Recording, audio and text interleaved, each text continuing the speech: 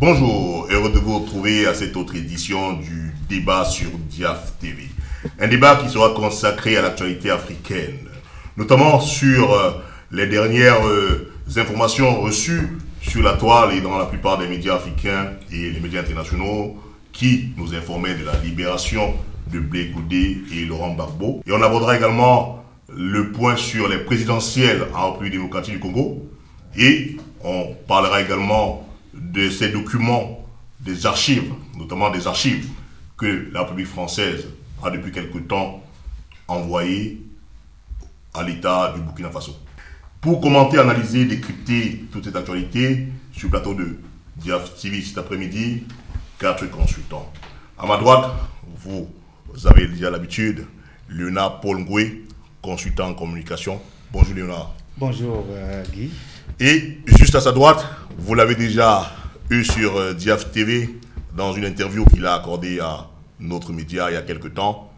C'est Kerwin Maïzo, journaliste, expert sur les questions de la République démocratique du Congo. C'est bien ça? C'est ça, et juriste aussi. Merci Kerwin et surtout bienvenue sur Diaf TV une fois de plus. C'est toujours un plaisir.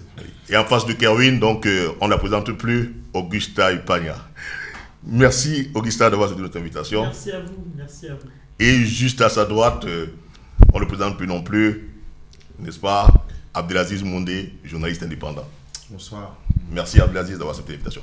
Alors, je voudrais donc, à l'entame de cette émission, vous interpeller chacun sur une actualité marquante donc, de ces dernières heures, voire semaines. Alors, Abdelaziz, vous vous rendez d'ici quelques jours au Nigeria pour rencontrer des déplacés, dont des réfugiés camerounais qui sont donc aujourd'hui installés dans des camps au Nigeria. Et qu'est-ce que cela vous inspire, donc les dernières décisions du président Paul Biya, on va dire, qui a décidé donc de relâcher près de 289 personnes sur près de 1500 qui étaient donc encore dans des prisons de Kondengui. Est-ce que ce n'est pas là un signe? Oui. Alors, il n'y a pas qu'à Kondengui, puisque c'est 14 à Bafoussam, 44 à Bamenda, 90 à Buea, 85 à Kondengui précisément, et puis 15 à peu près à Douala et 33 au secrétariat d'État à la Défense, à la gendarmerie, et 2 qui étaient en exploitation, comme on dit, à la police judiciaire.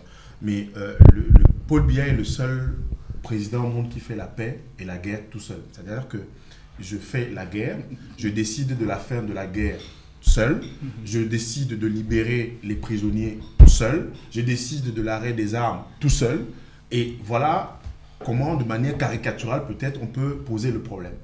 La crise anglophone a une source, une origine et une évolution.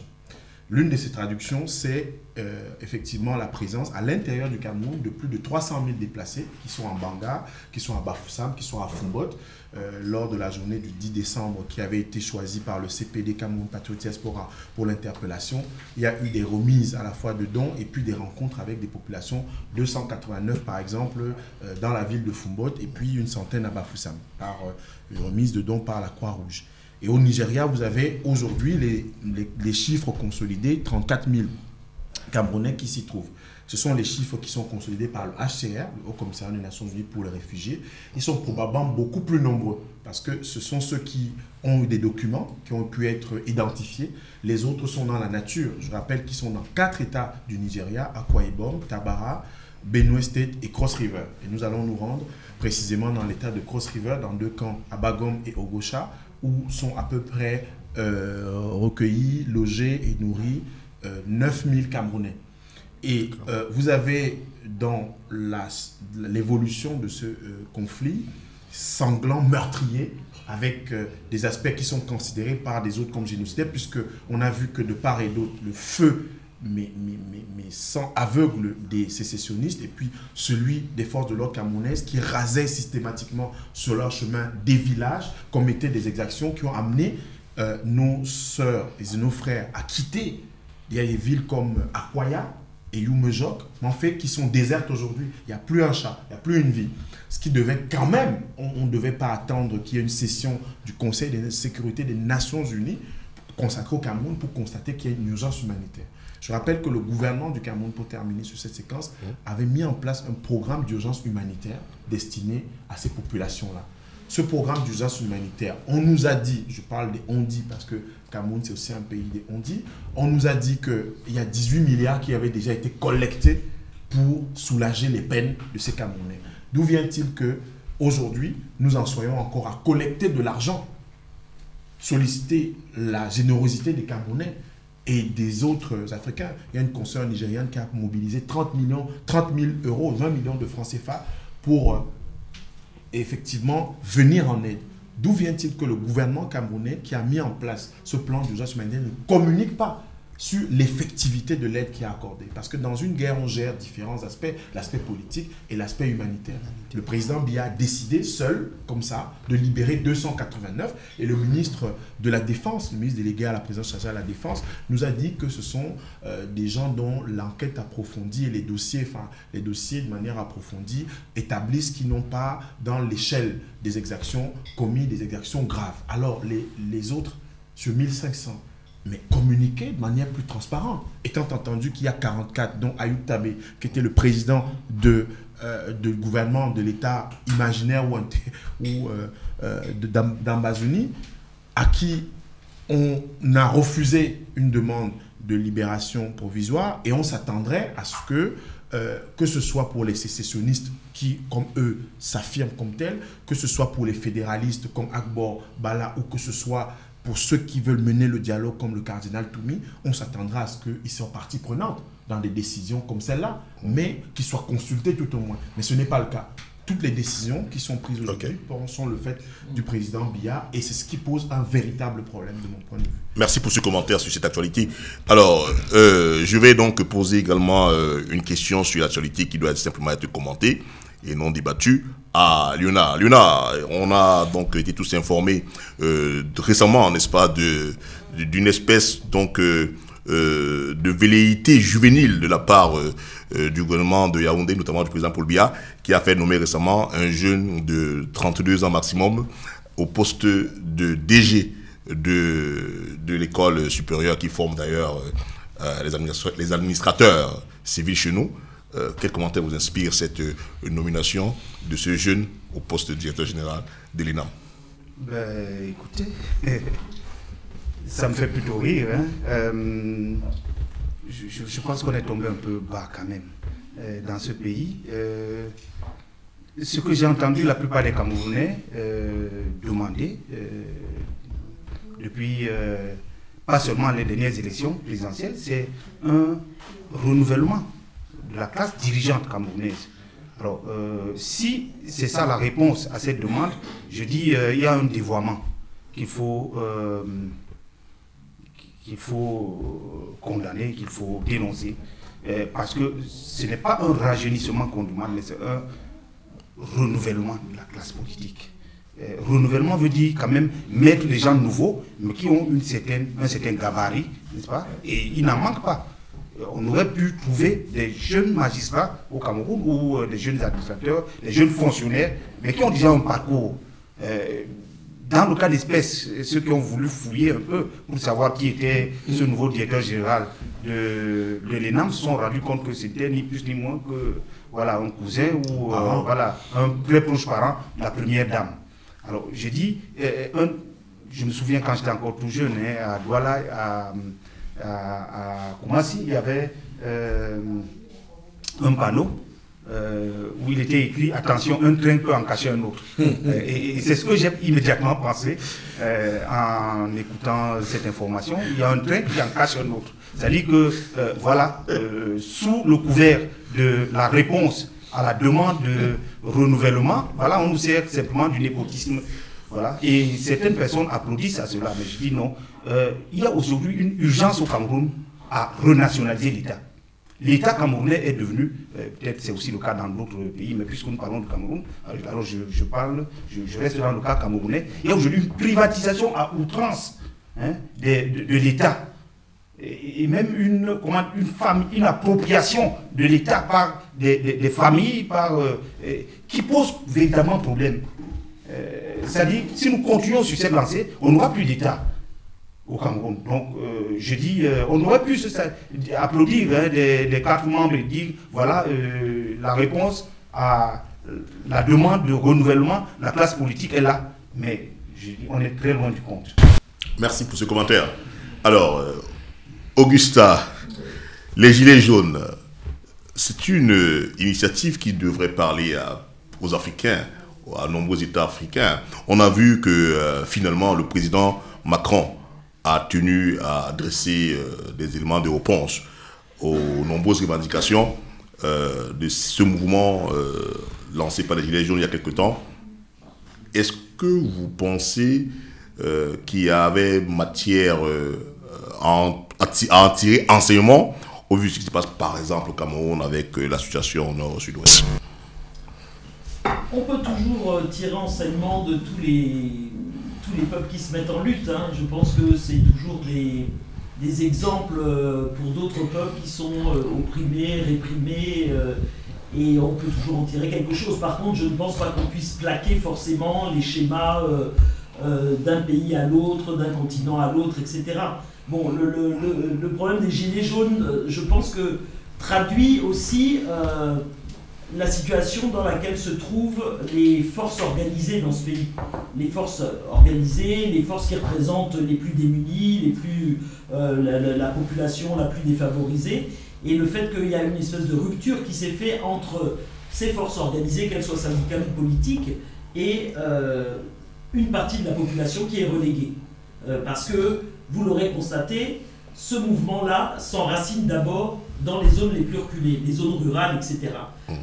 Les zones rurales qui sont souvent dépourvues de services publics. Ils ont cassé tous les services publics dans les 3/4 de ces zones rurales. Et non seulement les services publics, mais il y a des endroits où il n'y a même plus de médecins, il n'y a plus de pharmacie, il n'y a plus rien. Donc bien évidemment, ça pose le problème de la vie de des populations dans ces zones-là. Et évidemment, c'est pour ça que l'histoire de la taxe sur les carburants vient à point nommé, parce que ce sont des endroits où il n'y a pas de service public de transport et les gens sont contraints et forcés d'avoir un véhicule, voire 2 véhicules, et souvent sont en très grande difficulté parce que là aussi désertification au niveau de l'emploi, de l'industrie, etc. Donc on se trouve dans une configuration où ce sont des populations qui sont très en difficulté, très reléguées, qui aussi éloignés, non seulement éloignés des services publics, de tous les services, mais aussi éloignés des forces organisées. Et du coup, il y a cette émergence à un moment donné de populations inorganisées, parce que somme toute, les revendications posées par ces populations sont des revendications qui sont posées par certaines forces politiques, par certaines forces syndicales.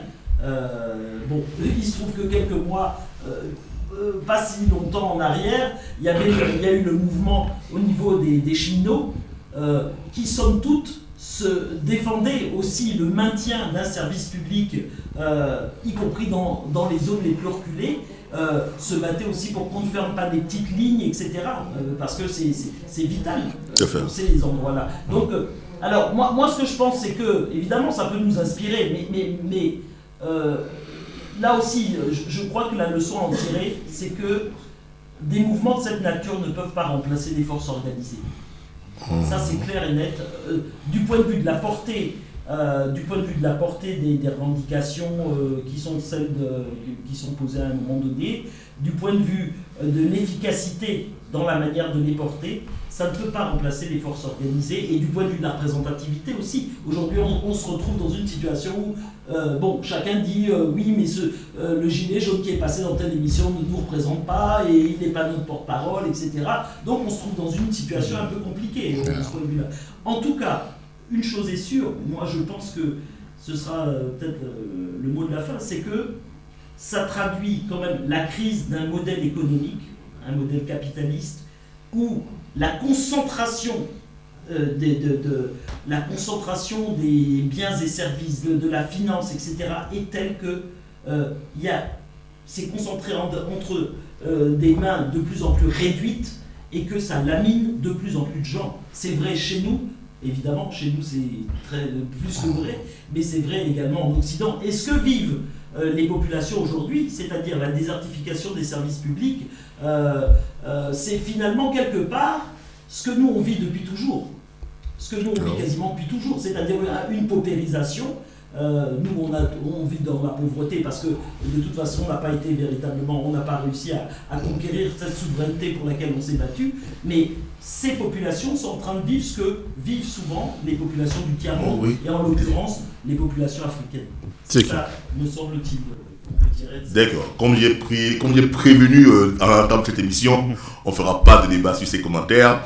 Donc, c'était juste pour, n'est-ce pas, commenter les faits marquants de l'actualité.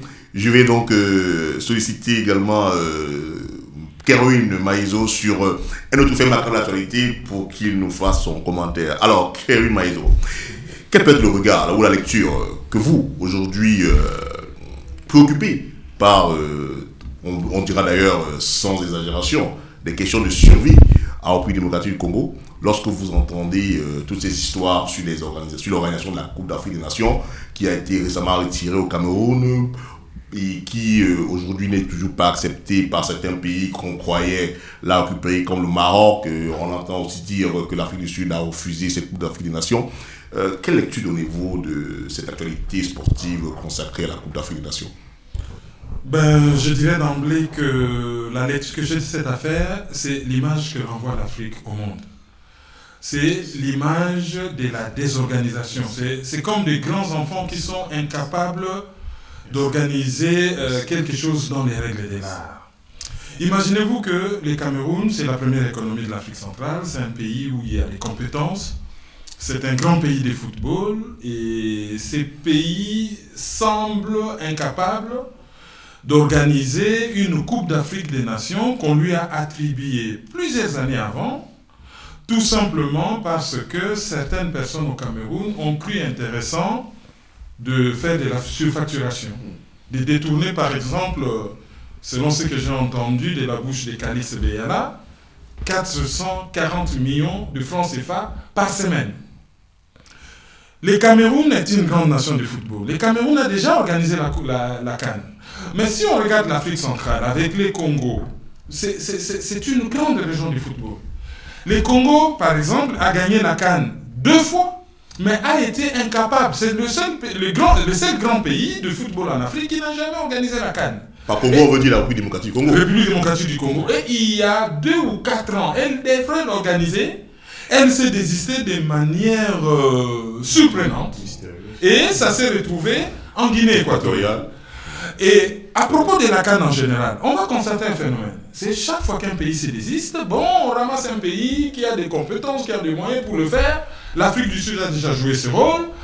Le Maroc, qui a les moyens, qui vise la Coupe du Monde, qui veut les soutiens de tous les pays africains, avait prétexté une épidémie d'Ebola pour ne pas organiser la CAN.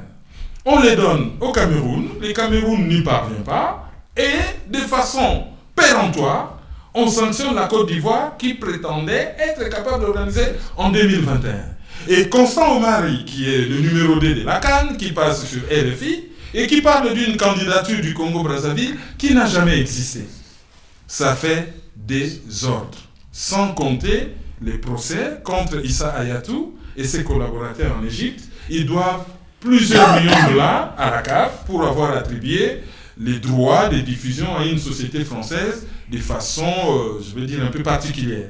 Donc tout ça, ça fait extrêmement désordre. Alors, moi qui suis de l'Afrique centrale, les Cameroun pouvaient être un modèle. Cette Coupe d'Afrique, cette fois-ci, il y a eu au Gabon et en Guinée, cette fois-ci, la Coupe d'Afrique au Cameroun, c'était une espèce de Coupe d'Afrique des Nations de l'Afrique centrale. Cette honte-là, je n'ai pas qu'en tant qu'Africain, mais je l'ai aussi en tant que quelqu'un de l'Afrique centrale. Qu'une des plus grandes nations du football, un pays que je croyais organisé, soit incapable de construire 4 stades, de construire des hôtels, de construire des routes. Je pense que le Cameroun peut rectifier la note, mais pas que le Cameroun. C'est la CAF dans son mode de fonctionnement parce que c'est honteux ce qui est arrivé. Merci. Donc, comme je l'ai dit, on va donc, après ces commentaires, d'autres ne débattront pas ici ce soir, on va donc passer, n'est-ce pas, aux différents thèmes de notre débat panafricain. Parce que le débat panafricain, cet après-midi, parce qu'on abordera l'actualité de plusieurs pays. Alors, après donc Kerry Maïzo qui vient de nous faire une brillante peinture de la situation de notre football en Afrique, je vais revenir sur Aziz. Alors, l'actualité très récente en Afrique était consacrée à la libération, entre guillemets, acceptée de la demande de libération dite provisoire. Ce que disent les jurys, c'est qu'elle est conditionnée de Laurent Gbagbo et Blé Goudé.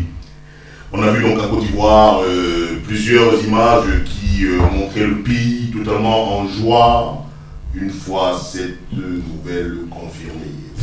Vous avez été plusieurs fois à La Haye pour défendre la libération de Laurent Gbagbo. On vous sait assez occupé et même préoccupé par l'état de ces deux prisonniers du haut-vol du côté donc, de La Haye. Quelle a été votre impression à la lecture de cette confirmation de la libération de Laurent Gbagbo et de Blé Goudé? Je veux bien préciser. Oui, c'est la confirmation, j'emprunte une expression, c'est la confirmation de l'ambiguïté et de l'assujettissement de la CPI. Je dis bien l'assujettissement de la CPI parce que quand on parle de conditionner la libération provisoire de Laurent Gbagbo et Blé Goudé à ce qu'un État qui a très souvent coopéré avec la CPI, en l'occurrence la Belgique, pour ne pas trahir le secret des dieux, de la justice, s'ils existent, quand on nous parle de ça, c'est comme si la CPI auparavant avait eu des démarches semblables qui ont marché. Il n'y a aucune démarche de la CPI de ce point de vue qui ait marché. Laurent Gbagbo est extrait de son pays, la Côte d'Ivoire, en 2011, et il va être rejoint par le Blé Goudé, Charles, en 2014. 3 ans après. Ils sont extraits de leur pays dans le cadre d'une crise post-électorale où le vainqueur qui a été proclamé était cornaqué par des puissances occidentales, en l'occurrence la France, où de manière péremptoire, de manière affirmée, un président français, Nicolas Sarkozy, a intimé à Laurent Gbagbo l'ordre de quitter le pouvoir en 48 heures. Je dis bien, ce sont des faits, ce n'est pas ce qu'on appelle au Cameroun la oula. Ce sont des faits historiques, datés et précis, qui sont encore à notre portée, puisqu'il s'agit de 2011. À partir de ce moment-là, il y a au sein de l'Union africaine, au sein de ce qu'on appelle la communauté internationale, tout au moins l'Organisation des Nations Unies, un certain nombre, un bal des dupes qui se met en place. Ce bal des dupes qui est piloté par la France, je dis bien la France, dont la Côte d'Ivoire est l'une des mamelles sur le continent africain. Et à partir de là, on en vient à habiller une décision, habiller un procès, habiller une démarche de punition d'un Africain qui avait fait le choix politique de se défaire du joug français, de reconquérir sa souveraineté, l'indépendance de son pays à travers différentes politiques publiques, à travers différents actes symboliques. On habille ça sous la forme d'un procès à La Haye pour crimes contre l'humanité, crimes de génocide et crimes de guerre. On a de manière constante des défaillances dans le dossier, puisqu'un procès judiciaire, c'est sur la base d'éléments de preuve, de moyens juridiques. C'est-à-dire qu'il faut que le moyen corresponde à la preuve ou aux indices tout au moins qui sont mis en place. En Côte d'Ivoire, vous savez très bien que Simone Gbagbo aurait pu se retrouver à La Haye, mais il y a eu une gestion politique de dossier. C'est où ce dossier commence à poser problème. Pourquoi Simone Gbagbo n'est pas à La Haye comme les autres? On la retient en Côte d'Ivoire, quelques années après, elle est déchargée, des crimes, des accusations de crimes contre l'humanité, et 2, secondo, d'atteinte à la sécurité de l'État, puisque Ouattara cherchait un moyen de se défaire de cette patate chaude-là. Et on a enfin Fatou Bensouda, procureur, qui cornaqué effectivement par cette puissance occidentale. Je maintiens justement cela au risque d'être démenti. C'est que Laurent Gbagbo devait être puni, et ça de manière très flagrante, on l'observe. Puisque ce dossier est vide, si Laurent Gbagbo avait été coupable 2011-2018, 7 années pour mettre au jour des choses qui nous avaient été dites de manière affirmée par le pouvoir Ouattara, on nous a dit qu'il y avait des charniers. Un charnier, c'est simple. Un charnier, c'est un endroit où on a parqué les corps de manière absolument grotesques, tragiques, etc. Où sont les charniers? Je pense qu'on peut les identifier. On peut les identifier. Qu'est-ce que le procès Gbagbo, Laurent et Blé Goudé Charles nous a offert? C'est un défilé de contradictions permanentes, de preuves qui étaient poreuses, qui étaient des choses enfantines, où on mettait des images vidéo de meetings de Blé Goudé qui appelaient à chacun prendre son blanc, d'incitation à la révolte, au génocide et au crime. Voilà finalement la requalification juridique qu'on a eue au cours de ce procès. Donc une mascarade. Et quand on en vient pour terminer à cette décision, qu'est-ce qu'on constate? Que la CPI n'est même pas capable de communiquer elle-même ses propres décisions, puisqu'à l'intérieur, les juges avaient déjà pris fait et cause pour la libération de Laurent Gbagbo depuis fort longtemps. C'est au niveau du procureur que ça achoppe. Et on a une décision qui devait être annoncée parce que Yopougon et Abidjan crient, exultent de joie à juste titre. La libération était actée. Maintenant, on nous dit que la Belgique, on doit voir avec la Belgique si les conditions sont acceptées à la fois par la Belgique et Laurent Gbagbo. On demande à Laurent Gbagbo de ne plus faire de politique. Voilà à quoi ça se résume. On demande à Gbagbo de ne plus intervenir dans le débat politique en Côte d'Ivoire. On demande à Gbagbo, dans le cadre de la succession de Ouattara, de peut-être avoir exercé son influence, mais de ne pas être en première ligne. C'est à tout cela que ça se résume. Et Gbagbo, à 2 reprises, a refusé d'accepter ce deal-là, sinon il serait dehors. A refusé. Et qui plus est, quelqu'un de plus jeune comme Charles Blé Goudé également, puisque Gbagbo, compte tenu de son âge, pouvait accepter, mais Blé Goudé, il est jeune, il pouvait aspirer, c'est la classe d'âge de Guillaume Soro qui est aspirant à la succession de Ouattara, et Blé Goudé aussi a refusé. Sinon, à quoi ça servirait d'avoir mené tout ce combat pour être déclaré comme incapable, donc frappé d'une incapacité à exercer? Voilà, de mon point de vue, et ce qui peut être corroboré par un ensemble, un faisceau d'indices et d'éléments, le problème fondamental qui s'est posé avec cette vraie fausse information ou cette rumeur sur la libération de Laurent Gbagbo. Alors, merci Aziz. Alors, Léonard, nous avons tous appris dans cette information et aujourd'hui, on n'a toujours pas une seule ligne de la CPI qui atteste donc de la décision d'accorder cette libération dite conditionnée ou provisoire de Laurent Gbagbo. Est-ce qu'on peut définitivement dire que la CPI est un problème pour la gestion des questions de droit, des libertés et même la question des indépendances des pays et du monde en général et en Afrique en particulier? Oui. Si je devais répondre simplement, je dirais oui, mais pas que la CPI. Parce que, à quoi assistons-nous là, à travers ce procès? On a parlé du procès Blé Goudé, Gbagbo, Blé Goudé, mais c'est le procès de l'Afrique au monde. Et à travers ce procès, ce que nous voyons là, c'est en fait la dichotomie qu'il y a entre comment je dirais, les vérités, n'est-ce pas, de juridico-historiques d'une part et diplomatico-médiatique d'autre part.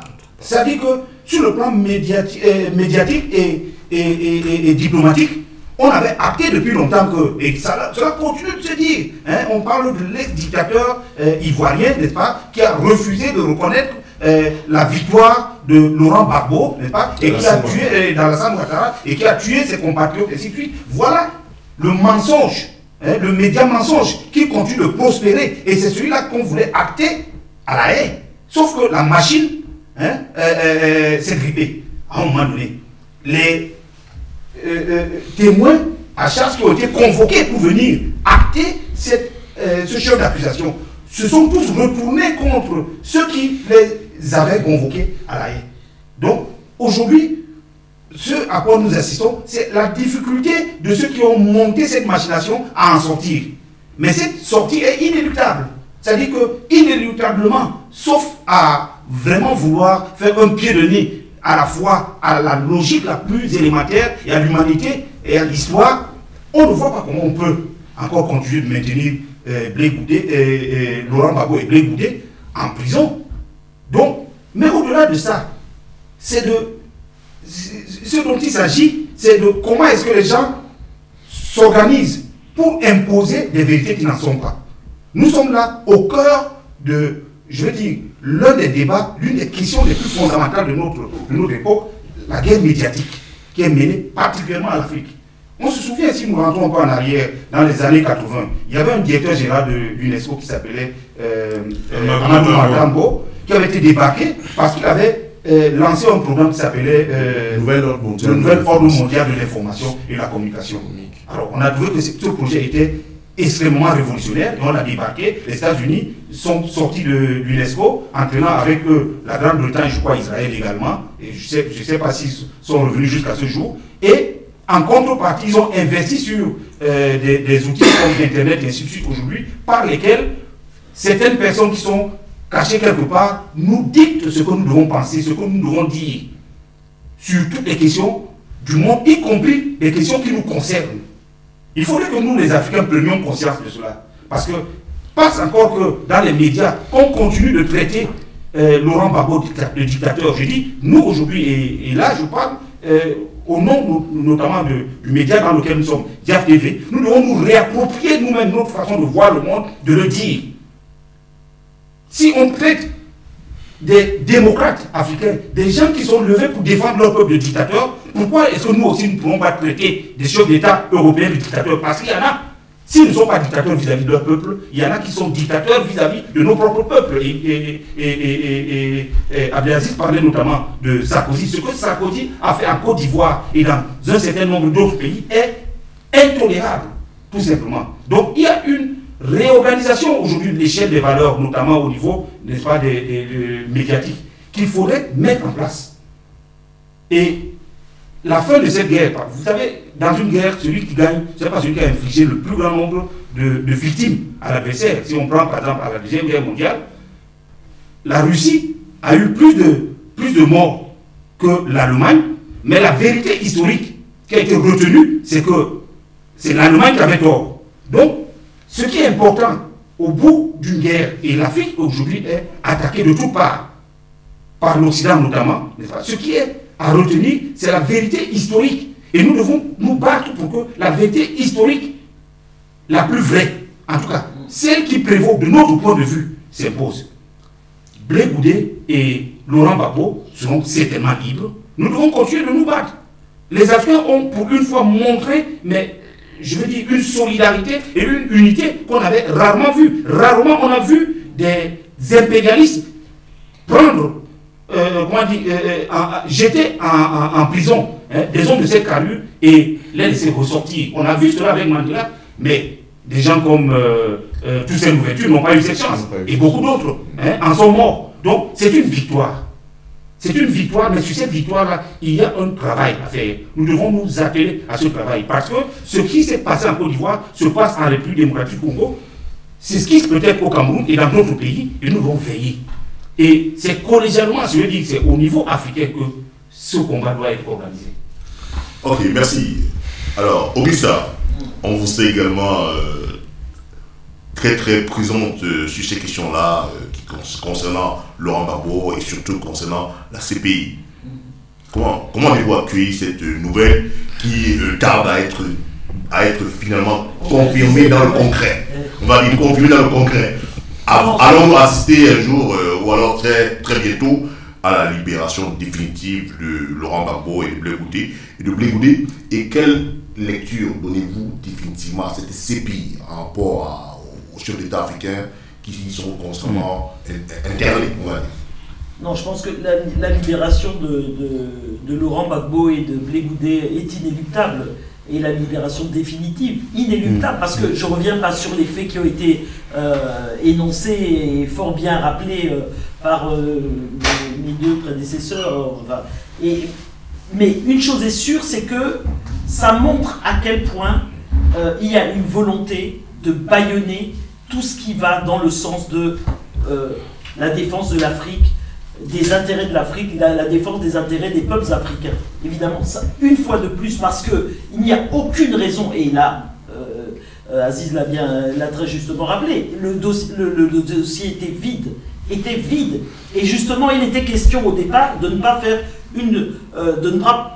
faire une justice des vainqueurs, mais à aucun moment, le clan Ouattara a été convoqué devant cette cour internationale. À aucun moment. Moi, je dis qu'aujourd'hui, ça montre à quel point cette instance a été mise en place pour les puissants, pour maintenir l'ordre établi et les intérêts des puissants.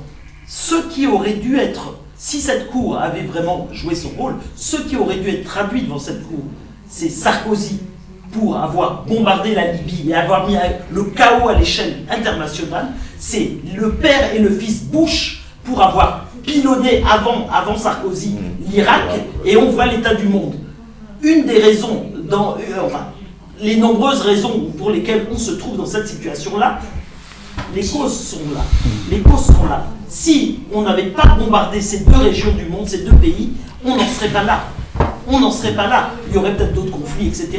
Mais on n'en serait pas là. Et ce sont ces gens-là qui auraient dû être traduits devant cette Cour pénale internationale si véritablement elle avait un sens. Elle avait un sens, et si l'objet était véritablement de punir ceux qui mettent le chaos à l'échelle planétaire.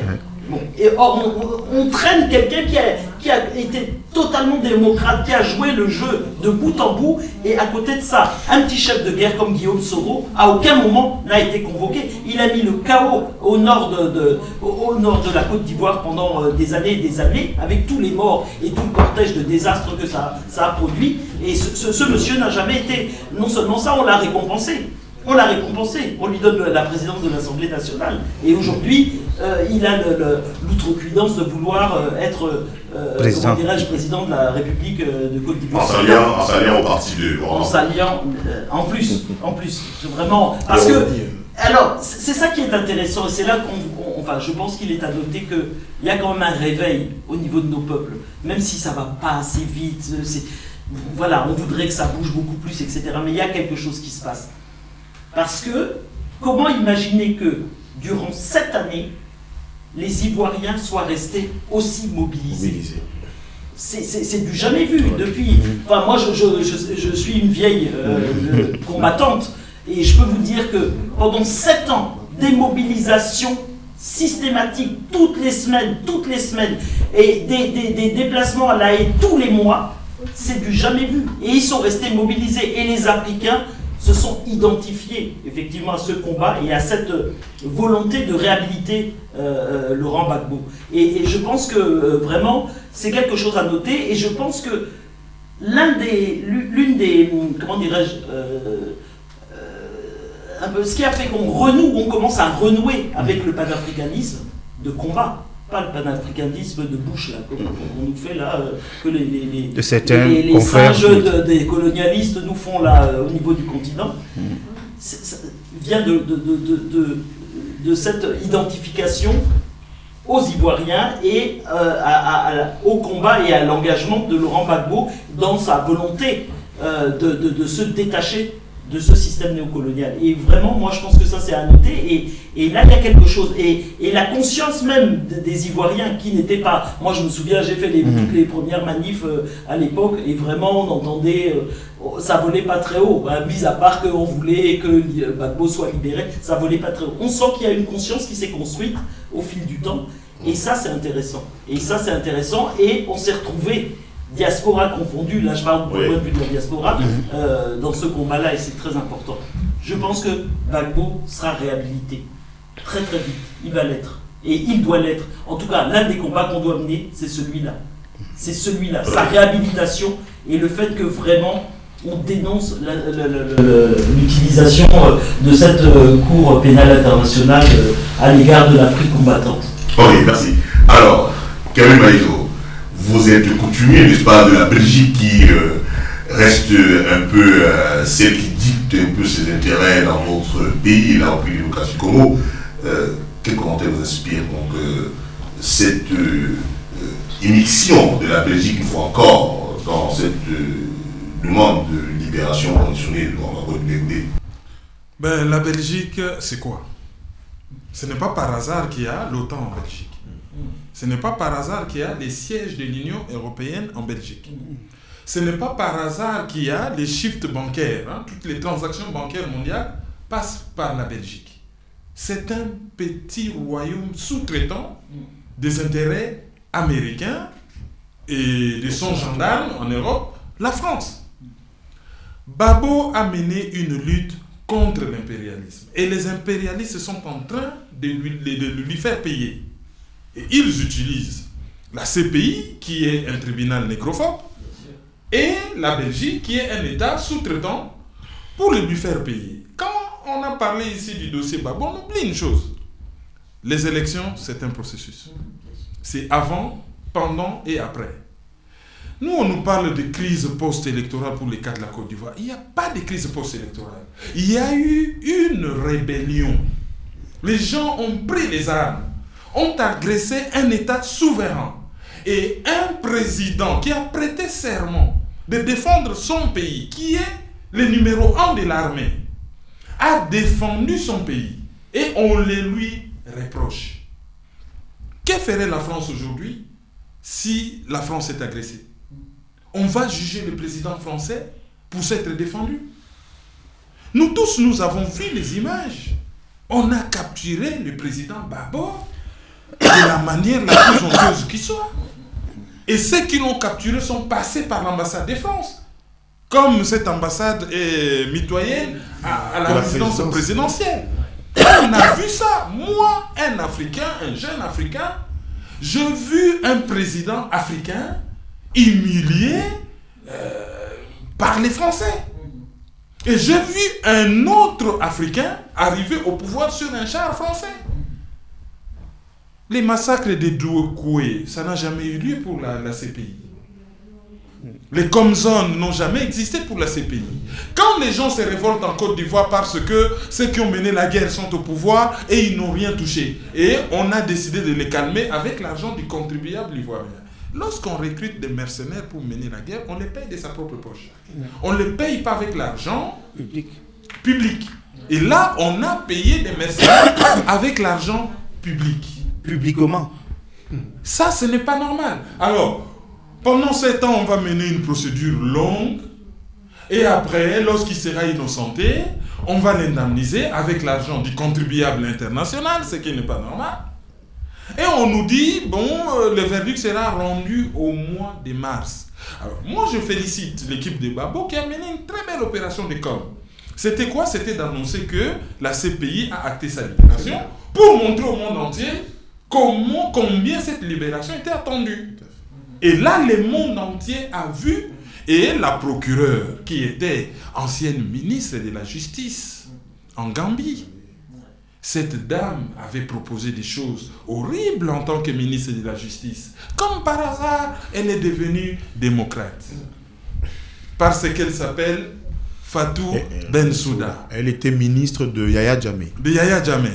Et le premier qu'on avait nommé, Moreno Ocampo, qui a été accusé de viol, qui a violé ça, qui aurait, sous réserve de présomption d'innocence, violé sa collaboratrice. On n'a rien fait de cela. Et pourquoi? Il a détourné de l'argent. Ouais, Moreno Ocampo s'est retrouvé là comment?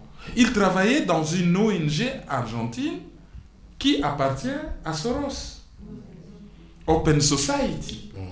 Les États-Unis ne font pas partie du traité de Rome, mais ils contrôlent la CPI à travers les conseils de sécurité, parce que la CPI est liée aux Nations Unies par les conseils de sécurité. Donc les États-Unis ne sont pas membres, mais ils contrôlent la CPI à travers les conseils de sécurité. Et dernièrement, ils ont menacé, si on osait, même si les États-Unis n'ont pas signé le traité de Rome, si on osait juger un Américain, ils vont traduire en justice les procureurs, les juges, et la CPI a reculé. Donc ça, c'est une guerre de puissance. Nous autres Africains, nous devons militer pour que les États africains se retirent en masse de cette cour. Lorsqu'on n'aura plus assez d'États, donc cette cour va tomber d'elle-même. Ça, c'est la première des choses. Ensuite, la deuxième des choses, nous devons nous poser la question. Combien de gens sont traduits en justice dans cette cour? Il n'y a que des Africains. Parce que beaucoup confondent tribunal pénal international pour la Yougoslavie, les tribunaux ad hoc, qui siègent à la haie, et la Cour pénale internationale. La CPI ne juge que de Noirs. Africains. En Palestine, il n'y a pas de problème. En Birmanie, il n'y a pas de problème. Au Mexique, au Brésil, il n'y a pas de problème. Les problèmes, il y en a en Afrique. Ça, c'est la première des choses. La deuxième des choses, c'est une justice des vainqueurs. Toujours. En Côte d'Ivoire, on voulait installer Ouattara au pouvoir, on l'a fait. Maintenant, on juge le vaincu, Laurent Gbagbo. Au Congo, j'en avais expliqué, on peut reprocher à Jean-Pierre Bemba tout ce qu'on veut. Mais comment expliquer que cette cour a jugé le complice en laissant les coupables en paix? Les coupables, c'était le président Ange Félix Patassé qui est mort. On a jugé Jean-Pierre Bemba, les complices, on a laissé les coupables en paix. Pourquoi? Parce que Jean-Pierre Bemba, lorsque la France a voulu installer un président en Centrafrique, Jean-Pierre Bemba a envoyé les troupes et il a compris le plan de la France. Donc on lui a fait payer. Il a passé plusieurs années là-bas. Maintenant, qu'est-ce qu'ils font? Guerre en Centrafrique, instrumentalisée par les Occidentaux. D'un côté, les Sénéca, de l'autre, les anti-Balaka. 3 anti-Balaka à la CPI, les Sénéca, et n'ont jamais rien fait parce que, financés par un État occidental, parce que si on suit la logique, même s'ils ont commis des exactions, que je condamne d'ailleurs, si on suit la logique, les autres se défendaient contre les Sénéca. Mais maintenant, c'est les anti-Balaka qui se retrouvent à la CPI. Pourquoi pas les Sénéca?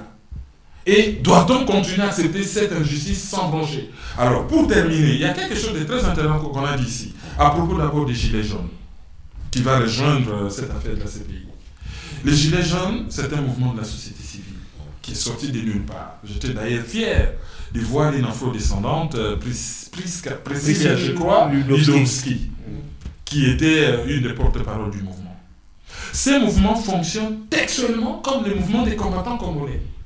Issu, sorti de nulle part, sans tête, et qui a posé problème à toutes les polices occidentales. Ce mouvement, même si on n'en parlait pas à la télé, ce mouvement a réussi, par exemple, à bloquer le pont Jacques-Cartier à Montréal. C'était un événement. Ce mouvement a envahi les Champs-Élysées, a bloqué les RRA, qui est la plus grande ligne de train urbain au monde. On n'en a jamais parlé dans les médias. Une fois, j'ai vu, je ne sais pas, il y avait un problème à l'UMP, les Ivoiriens ont conspiré Laurent Gbagbo, j'étais là. Toutes les télévisions françaises qui comptent étaient là. Le soir, cette info n'a jamais existé. Donc, les Gilets jaunes, ça vient d'apparaître en France, mais il y avait une espèce de Gilets jaunes qu'on appelle les combattants, déjà au Congo, qui a commencé à contaminer positivement tous les autres pays africains. Ça, c'est déjà un avantage. Et ça a tenu longtemps. Comme les Ivoiriens l'ont fait, de toutes les façons, il y a des connexions entre les Congolais, les Ivoiriens, les Camerounais. Lorsque les Ivoiriens manifestent, il y a une délégation des Congolais. Lorsque les Congolais manifestent, il y a toujours une délégation d'Ivoiriens. Et il y a une évaluation à la fin pour savoir qu'est-ce qui a marché, qu'est-ce qui n'a pas marché. Ça, c'est quand même quelque chose de très intéressant qu'il fallait absolument souligner. Et la dernière des choses que je dois souligner, on a parlé de Mandela. On a eu un Mandela combattant de la liberté qui est entré en prison. Il est sorti, vendu au grand capital. Sa statue se trouve à Sandtown, pas à Soweto. Et Winnie Mandela a tenu le coup jusqu'au bout pour dénoncer cette transformation. Nous devons nous battre pour que les Gbagbo qui est allé en prison soient les mêmes qui sortent de là. Ça sera un progrès par rapport à l'Afrique. Merci. Sauf bien sûr tout le respect que je dois à Madiba. C'est exactement ce dont parlait tout à l'heure Aziz, qui disait que la Belgique exige que Gbagbo ne fasse plus politique. C'est peut-être la condition pour valider la demande de liberté conditionnelle de Laurent Gbagbo. Mais moi, je vais poser la question différemment.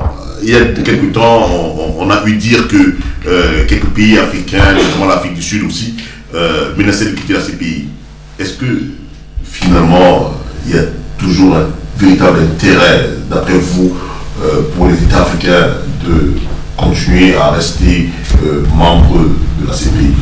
Tout à l'heure, on a évoqué l'hypocrisie de la notion de communauté internationale avec des gendarmes qui gèrent leurs intérêts, les États-Unis qui ont le képi en chef et qui, de manière constante, ont sapé tous les efforts internationaux visant à faire de la Cour pénale internationale un instrument de répression des crimes de masse, des crimes de guerre et des crimes contre l'humanité. L'ONU et un certain nombre d'instances, puisque la Cour internationale de justice, sa compétence est limitée aux conflits territoriaux entre les États, donc entre les États, la Cour pénale internationale postulait à ce qu'on appelle la compétence universelle. Deux États, en l'occurrence la Belgique, ont travailler pour que cette compétence universelle puisse être territorialisée. C'est-à-dire que si on n'est pas assujetti, on n'est pas sous le joug de la Cour pénale internationale, on peut être jugé dans un pays qui exerce cette compétence universelle, ou tout au moins à travers ses tribunaux. C'est ce qui s'est passé notamment avec le Sénégal, qui a utilisé ce mécanisme, cet artifice juridique pour juger Hissène Habré. Tout à l'heure, on évoquait la question des tribunaux ad hoc, soit le TPR au Rwanda, enfin le tribunal d'Arusha, ou celui qui a été pris pionnier, celui de la Yougoslavie, du conflit en ex-Yougoslavie. Mais on constate que ceux qui ont décidé que leurs citoyens, en l'occurrence les Américains, ne seront jamais des justiciables de la Cour pénale internationale, ont exercé leur féril au point où ce que notre frère ami Maïzo tout à l'heure expliquait, ce mécanisme très subtil et très pernicieux. C'est-à-dire que vous avez un État, les États-Unis, qui mène la danse. Auguste a parlé tout à l'heure de l'arrière-plan de la dégradation des relations stratégiques dans le monde avec l'Irak et la Libye, justement, puisque la Libye, je rappelle que tout le flot, toute l'alimentation de l'armement de Boko Haram est venu justement des armes qui ont été projetées à Benghazi, des armes de poing, des armes de premier niveau. Alors, cette CPI-là, elle est vidée de toute sa substance à partir du moment où sa focale est rétrécie sur une partie du monde. Cette partie du monde, c'est le continent africain et c'est la partie subsaharienne de l'Afrique, où l'humiliation est coutumière. Je rappelle que notre continent, la partie subsaharienne de notre continent, que de manière très subtile et très exercée, on a différencié du Maghreb, qu'on appelle l'Afrique du Nord, ou de l'Égypte antique chez les historiens. Cette partie du monde, on a parlé tout à l'heure de l'expression dictateur qu'on accole généralement aux autocrates ou à ceux qui exercent un pouvoir autoritaire en Afrique. Cette partie du monde a connu des déportations de rois, de chefs d'État depuis nos premières relations avec l'Occident. De manière constante, des rois, des chefs africains sont allés mourir en Guyane, au bail de Cayenne, sont allés mourir aux Antilles ou dans un autre pays africain. Vous avez Ndiolé au Gabon qui a connu des gens comme Béhanzin, etc. Donc la tradition de déportation, la tradition de jugement des rois africains, à l'exception notable d'Abdelkader, justement, qui était le résistant algérien à la pénétration française, qui a fini sa vie dans la Turquie actuelle. À cette exception-là, après, concernant l'Afrique du Nord, l'Afrique subsaharienne est coutumière du fait. Mais qu'est-ce qui se passe en Afrique subsaharienne? C'est que l'instance qui, depuis 1963, l'Organisation de l'Unité africaine, remplacée par l'Union africaine à partir de 2000, l'instance qui doit mutualiser, réfléchir à ces alternatives-là, protéger même d'une certaine façon les Africains, eh bien, elle est non pas la sous-traitante comme l'est la Belgique, mais elle est le caniche, passez-moi l'expression, inféodée totalement aux puissances occidentales. L'Union africaine a exécuté de manière constante toutes les décisions qui ont été prises concernant les chefs d'État africains. L'Union africaine n'a pas été capable de dire ce que nous sommes en train de dire ici, c'est que le conflit ivoirien a une histoire, une traçabilité. C'est-à-dire que vous avez dans la déstabilisation de la Côte d'Ivoire les atteintes à la sûreté de l'État qui ont été commises à plusieurs reprises, dont notamment le coup d'État de Guéhi Noël, par des gens qui n'ont pas été inquiétés, sinon qui sont morts de leur belle mort au cours de répression ou d'exaction. Et donc, dans le cas d'espèce concernant, pour revenir à la CPI, deux choses me viennent à l'esprit. La première, c'est que l'absence, la faiblesse géostratégique de l'Afrique, faiblesse géostratégique, j'insiste là-dessus. L'Afrique ne pèse d'aucun poids dans les décisions qui sont prises sur le plan international. Antonio Guterres, qui est l'un des chantres de la réforme de l'ONU, a remis le sujet au goût du jour, après, évidemment, Kofi Annan et un certain nombre de secrétaires généraux des Nations Unies, sur la question de la place de l'Afrique au Conseil de sécurité des Nations Unies, puisque c'est le Conseil de sécurité qui est en tout cas l'instigateur de ce qui se passe à la CPI. Faiblesse géostratégique. Deuxièmement, cette justice des vainqueurs-là, est-ce qui explique la présence de la CPI et le fait que les justiciables soient toujours ceux qui curieusement, lutte contre les intérêts occidentaux sur le continent africain. Curieusement, il a relevé tout à l'heure la question de Jean-Pierre Bemba, mais aussi de Gbagbo. Je rappelle simplement que sur la question du CFA, Laurent Gbagbo a été un de ceux, avant même que le débat ne prenne une connotation populaire dans la rue africaine, à soulever ce débat de manière officielle et de manière claire. Alors la CPI, pour revenir à la question, la CPI a-t-elle toujours du sens pour les États africains? Faut-il en rester? Ceux qui sont signataires... Faut-il rompre? Oui, ceux qui sont signataires du statut de Rome, puisqu'on constate que ceux qui commettent le plus des actions n'y sont pas, les pays africains qui ont eu le malheur de signer le statut de Rome se retrouvent dans un double piège. Celui, effectivement, de dénoncer la CPI et celui de verrou, de l'écrou, qui est à la porte pour en sortir. Il y a eu un mouvement, le Burundi, parce que Nkurunziza était visé. C'est pour cette raison que le Burundi a poussé des cris d'orfraie pour en sortir. Mais si Nkurunziza n'avait pas été inquiété, là, le Burundi n'aurait pas effectivement accédé à la demande d'un certain nombre de pays africains. Donc, dans le cas d'espèce, si le Sénégal a pu juger Hissène Habré, c'est précisément que sur le continent africain, nous pouvons exercer cette compétence universelle. On peut juger précisément des Africains sur le continent africain qui auraient commis des exactions du type crime de guerre ou crime contre l'humanité, qui sont les attributions et qui relèvent de la compétence de la CPI. D'accord. Merci. Alors, je vais poser une question. Aujourd'hui, est-ce que vous pensez que les États africains n'ont plus intérêt à continuer à rester dans ces accords de Rome? Ils n'ont jamais eu d'ailleurs intérêt à y entrer. Je ne sais pas par quelle pulsion inconsciente ou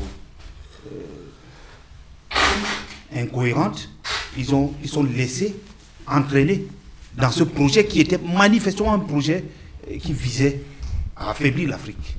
Et c'est ce que nous constatons là aujourd'hui. Je reprends à mon compte tout ce que Abdelaziz a dit, mais je voudrais m'arrêter sur deux points qu'il a évoqués. La transition entre l'OUA et l'Union africaine. Il faudrait qu'on fasse aujourd'hui le bilan de l'Union africaine. Parce que l'OUA était un instrument, ce n'est pas l'idéal. Le projet esquissé par Kwame Nkrumah n'est pas fondamentalement celui qui a été mis en œuvre à Addis Abeba, mais au moins, on peut reconnaître à l'OUA d'avoir conduit à la décolonisation de l'Afrique, notamment ce qui n'était pas évident, n'est-ce pas, en Afrique australe, les pays de la ligne de front. Et l'OUA, pour cela, a réussi à entretenir, à organiser une cohésion de l'ensemble des pays africains, qui étaient unanimes sur cette question, où les intérêts occidentaux mondiaux, n'est-ce pas, étaient pourtant prenantes. On a vu notamment la campagne de boycott qui a été lancée contre l'Afrique du Sud de l'apartheid, n'est-ce pas, pour réussir à desserrer les taux de l'apartheid et permettre déjà un premier palier d'émancipation des peuples noirs, même si des peuples noirs en Afrique du Sud, même si ce qui a été obtenu n'est pas l'idéal, le combat continue. Mais parlons de l'Union africaine. Quel est le bilan? Il est totalement nul. C'est-à-dire que du passage de l'OUA à l'Union africaine, l'Afrique s'est encore affaiblie davantage. Aujourd'hui, l'Union africaine est un toutou entre les mains de l'Union européenne, qui lui dicte son agenda. Et il l'applique stricto sensu. Donc, c'est un problème fondamental auquel nous devons réfléchir tous en tant qu'Africains. Il y a aussi le problème de la démocratisation. On a parlé de démocratisation en 1990, nous avons été un certain nombre à nous lever, parce que pour nous, c'était vraiment le combat d'une génération.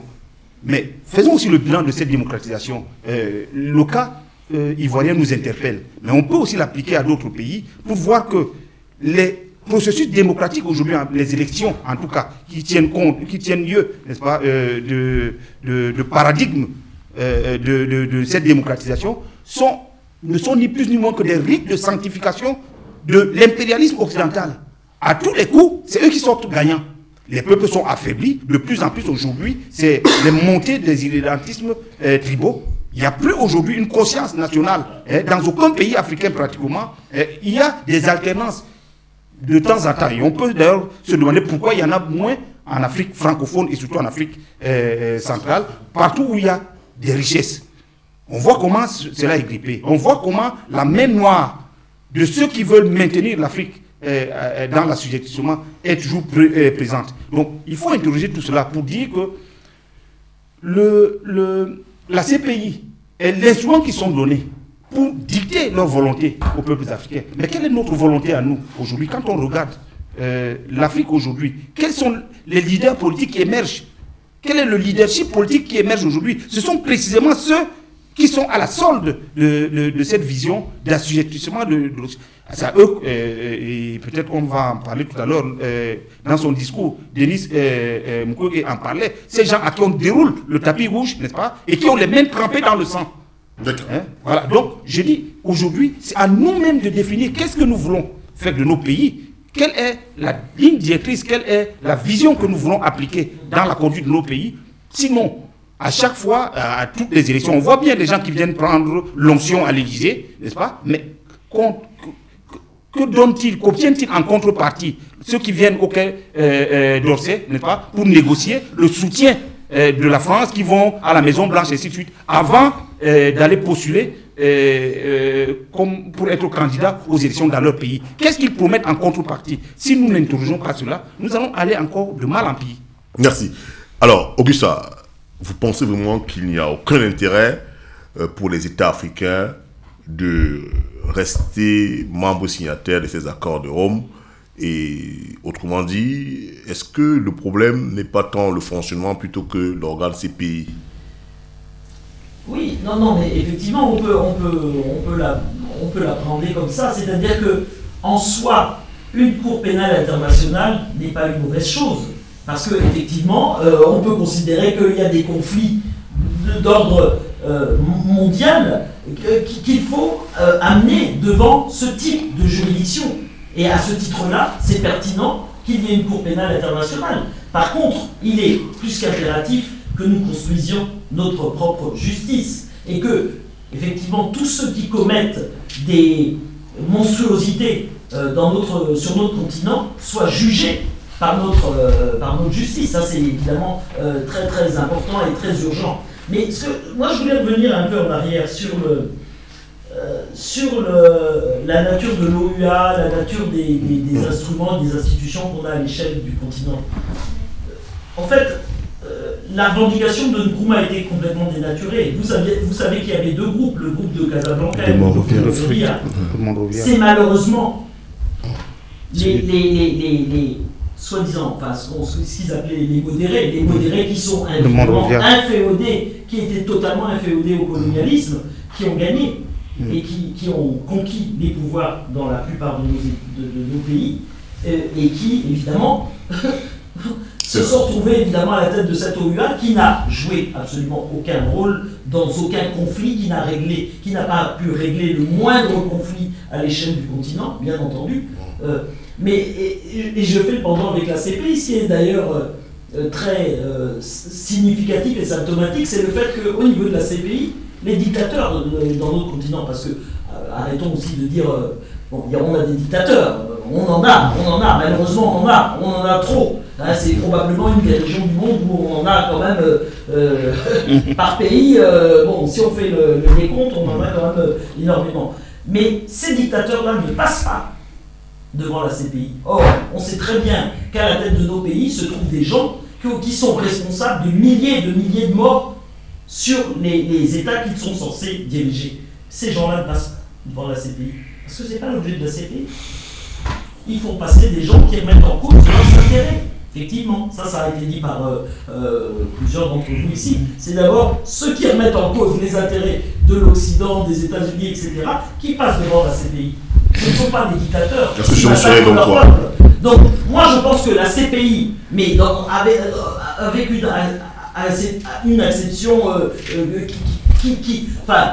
il faut que ça redevienne une instance qui juge les gens qui posent des actes. C'est pour ça que j'ai cité Sarkozy, j'ai cité le père et le fils Bush, qui sont des personnages qui ont mis la planète à feu et à sang. Et ces gens-là devraient passer devant la Cour pénale internationale. Et il y en a d'autres, hein, mais vraiment c'est les deux qui me viennent à l'esprit quand on parle de ça, parce que l'une des On garde la CPI donc pour si j'ai bien compris. On la transforme et on en fait un instrument véritable. Alors ça, évidemment pour le moment, c'est complètement illusoire. Tant que la situation sur notre continent restera ce qu'il est, c'est-à-dire dominée par des gens qui sont à la solde des intérêts du capital étranger, on n'a aucune chance. Bon. Il est donc temps que nous ayons à la tête de nos pays des dirigeants qui défendent les intérêts de l'Afrique et de leur peuple. C'est ça. Et à cette condition-là, on peut faire autre chose de la CPI. Parce qu'on prend notre voix dans le concert des nations. Merci. Alors, Karim Maïzo, une réforme de la CPI ou alors tout simplement une rupture avec ces accords d'Europe? Je pense que la meilleure des choses à faire, c'est une rupture avec le statut de Rome et reconstruire quelque chose, mais qui soit une initiative africaine au niveau de l'Afrique, c'est-à-dire faire des tribunaux peut-être ad hoc dans chaque continent. Et c'est à partir de cela qu'on peut de nouveau envisager faire quelque chose d'universel. Parce que la CPI est mal partie. Lorsqu'on discutait le statut de Rome, il y avait les États d'un côté, avec des dictateurs et tout ça, qui derrière eux, il y avait certains intérêts occultes, et les ONG. Or, la plupart des ONG finissaient au bureau de Soros, avec l'Open Society, avec des intérêts, disons-les, presque mafieux, derrière. Et il a réussi à placer Moreno Ocampo au-dessus, et on a vu combien néfaste s'avère être ce tribunal. Les procédures ont beau être longues. Est-ce que vous pouvez arrêter quelqu'un provisoirement? Vous le mettez même si à la haie c'est luxueux, mais vous lui privez de sa liberté pendant 7 ans, 8 ans. Est-ce que c'est normal? C'est trop long comme procédure. Excessivement long. Donc moi je pense qu'il faut en finir avec cette cour et puis recréer quelque chose de nouveau, mais au niveau, déjà en Afrique, au niveau du continent. Et après, on envisagera peut-être dans une dizaine d'années de refaire autre chose de différent. Si tu permets, Guy, il faut que nous comprenions. La CPI est l'une des dernières institutions, n'est-ce pas, qui a été mise en place dans ce qu'on appelle le système international. Le système international qui est issu de la Première, de la Deuxième Guerre mondiale, et qui est en fait une sorte de trust de certaines grandes puissances qui veulent instituer un règne planétaire.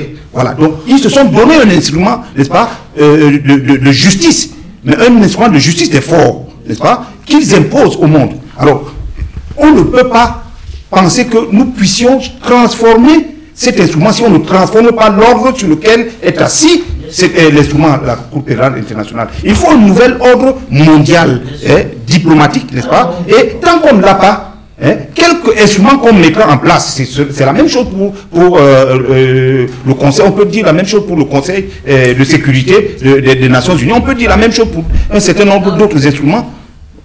Oui, s'il te plaît. Mais donc, je dis, il faut d'abord que l'ordre mondial soit transformé. Or, ce que nous voyons aujourd'hui, c'est qu'il y a une mutation.